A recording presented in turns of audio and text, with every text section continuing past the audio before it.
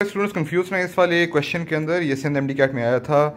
बच्चे कह रहे हैं कि की में बी है और मेरा ख्याल है कि आंसर डी है। मैं आपको बताता हूँ कि डी आंसर क्यों है। इस वीडियो को देखें। जब भी ऐसा क्वेश्चन है मैंने आप लोगों को सिखाया हुआ कि सबसे पहले जो है वो वेन डायग्राम बना लें। क्या लिखा हुआ जी? All man are hard working. चले जी, क्या करेंगे हम? ऑल मैन सबसे पहले करेंगे, मैन की एक डायग्राम बना लेंगे और हम कहेंगे all man are hard working, तो हार्ड वर्किंग बना लेंगे। ठीक है जी, ये तो बड़ा क्लियर है। ठीक है, सारे के सारे मैन जो है वो हार्ड वर्किंग के अंदर आ गए। ठीक है, अब वो कहता है कि सम मैन आर किंग्स। ठीक है, तो सम मैन आर किंग्स। अब सम मैन आर किंग्स मतलब कि मैन और किंग्स जो है उसके बीच में एक ओवरलैप की ऑप्शन हमारे पास बन जाती है, ये वाली। ठीक है, अच्छा, एक ओवरलैप की ऑप्शन आपकी एक और भी बन सकती है। मिसाल के तौर पे मैं एक और डायग्राम यहाँ पे बनाता हूँ। आप ये देखें, यहाँ पर आपने बनाया मैन, ठीक है, और ये आपने बनाए हार्ड वर्किंग।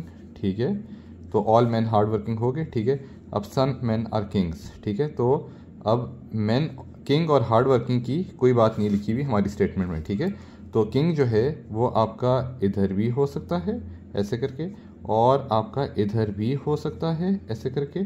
ठीक है, तो किंग जो है वो मैन के साथ ओवरलैप कर रहा है, लेकिन ज़रूरी नहीं कि वो हार्ड वर्किंग के साथ पक्का ओवरलैप करे। ठीक है जी, तो ये आपको समझ आनी चाहिए कि इसकी जो है दो डिफरेंट सूरतें बन सकती हैं। अब अगर कंक्लूजन को देखें तो ऑल मैन आर किंग्स, तो ऐसा है ऑल मैन आर किंग्स, नहीं वो तो है ही नहीं। सम मैन आर किंग्स, तो ये तो हमारी स्टेटमेंट डेफिनेटली गलत हो गई। ठीक है, अच्छा, अब दूसरे वाले को देखते हैं, all kings are hard working. ठीक है, अब इसके हिसाब से देखेंगे तो all kings are hard working आपको लग रहा है, इसलिए आपको लग रहा है कि यार ऑप्शन बी सही होना चाहिए जिसमें लिखा हुआ है ओनली टू। लेकिन अगर हमारे पास ये सिचुएशन अगर बने लेट सपोज, जिसके अंदर किंग जो है वो मैन के साथ ओवरलैप कर रहा है लेकिन हार्ड वर्किंग के सर्कल से बाहर है, और स्टेटमेंट में ये कंक्लूसिव नहीं है कि किंग जो है वो हार्ड वर्किंग के अंदर है बाहर है, तो ये सूरत भी बन सकती है और ये सूरत भी बन सकती है। तो अगर ये सूरत अगर बन गई तो फिर क्या होगा? तो इसका मतलब है कि all king are hard working भी डेफिनेटली ट्रू नहीं है। ठीक है, तो ना ये डेफिनेटली ट्रू है ना ये डेफिनेटली ट्रू है, तो इसका मतलब है कि option D, neither one not two, ये जो है आपका सही ऑप्शन है।